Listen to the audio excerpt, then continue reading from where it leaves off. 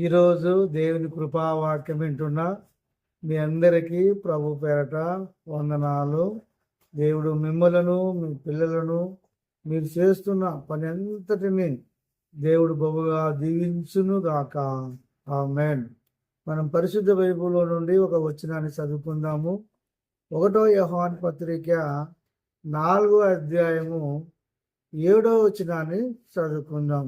ప్రియులారా, మనము ఒకరికి ఒకడు ప్రేమిత్తుము. ఎలా అనగా ప్రేమ దేవుని మూలముగా కలిగి ఉన్నది.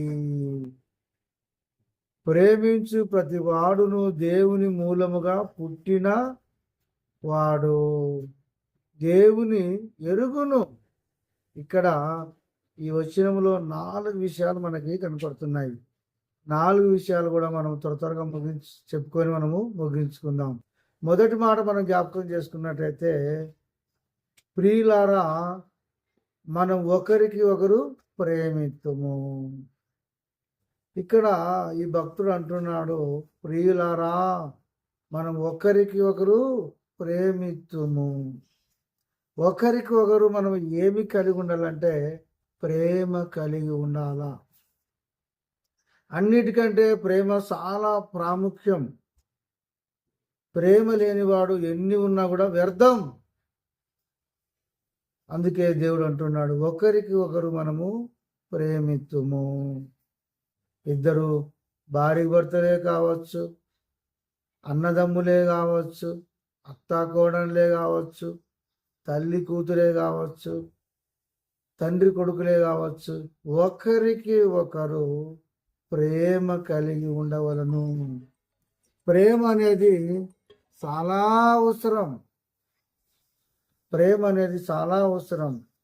కాబట్టి ఈ వాక్యం వింటున్న నీవు కూడా ఏమి కలిగి ఉండాలంటే ప్రేమ కలిగి ఉండాలని దేవుని యొక్క వాక్యము సెలవిస్తుంది. అక్కడ మరొక మాట మనం జ్ఞాపకం చేసుకున్నట్టయితే చక్కటి మాట ఉంది. ఎలా అనగా ప్రేమ దేవుని మూలముగా కలిగినది. ప్రేమ ఎవరి మూలముగా కలిగినది? దేవుని మూలముగా ప్రేమ కలిగినది. నీవు పిల్లల్ని ప్రేమిస్తున్నావంటే ఆ ప్రేమ ఎవరు కలగజేసింది తెలుసా? దేవుడే కలగజేశాడు. భర్త భార్యను ప్రేమిస్తున్నాడంటే ఆ ప్రేమ ఎవరు కలగజేసినారు తెలుసా? ఎవరు మూలముగా కలిగింది తెలుసా? ప్రేమ దేవుడే కలగజేశాడు. కుక్క తన పిల్లల్ని ప్రేమిస్తుంది, పక్షి దాని పిల్లలను తను ప్రేమిస్తుంది, జంతువులు కూడా తాను పిల్లలను తను ప్రేమించుకుంటారు. ఆ ప్రేమ ఎక్కడి నుంచి కలిగిందంటే దేవుని మూలముగా ప్రేమ కలిగినది. 2. మూడో మాట మనం జ్ఞాపకం చేసుకున్నట్టయితే, ప్రేమించు ప్రతి వాడును దేవుని మూలముగా పుట్టి ఉన్నాడు. నీలో ప్రేమ ఉందంటే నువ్వు ఎవరి మూలముగా పుట్టావంటే దేవుని మూలముగా నువ్వు పుట్టావు.